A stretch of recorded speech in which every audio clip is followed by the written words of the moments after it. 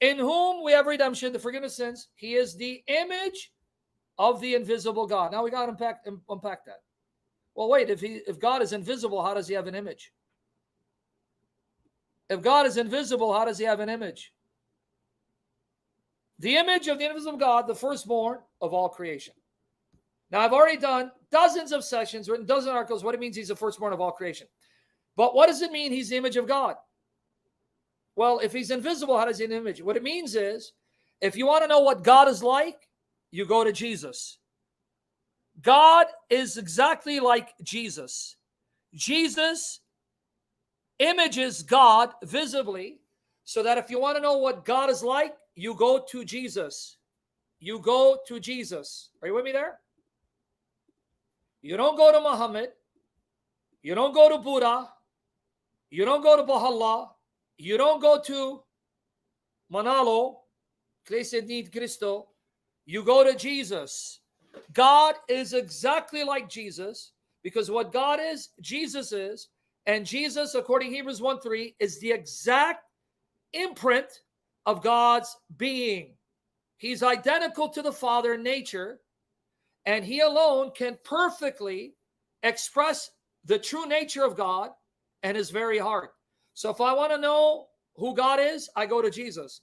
And the God I see in Jesus is a humble God, a compassionate God, a loving God who will stoop to the depths, the lowest depths imaginable, and allow himself to be humiliated, beaten, whipped, spit on, and nailed on the cross to save you. That's who God is.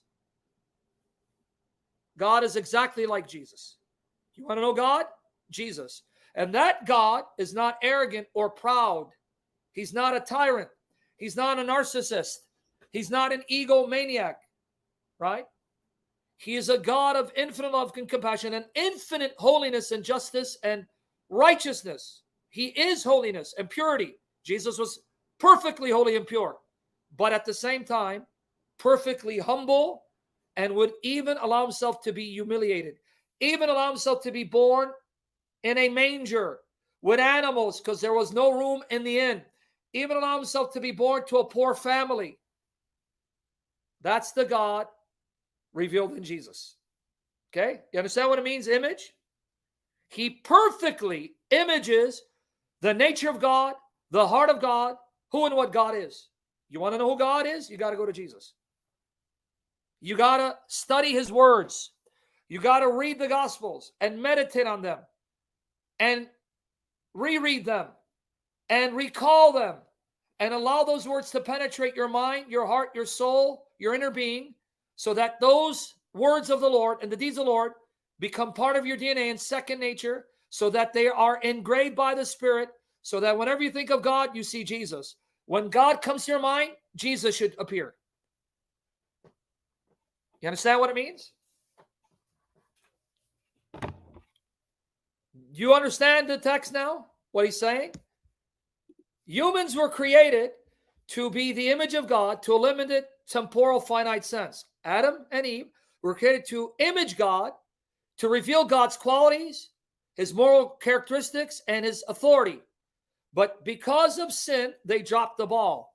And because humans are limited and finite, temporal, they're not able to fully express the infinite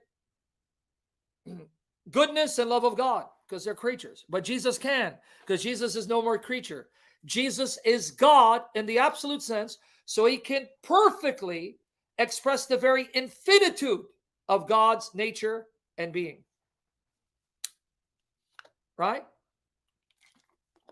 The God who is exactly like Jesus, because Jesus is the perfect image and expression of God, says he's humble, not arrogant. Here, this is what it means, guys. You understand now what it means?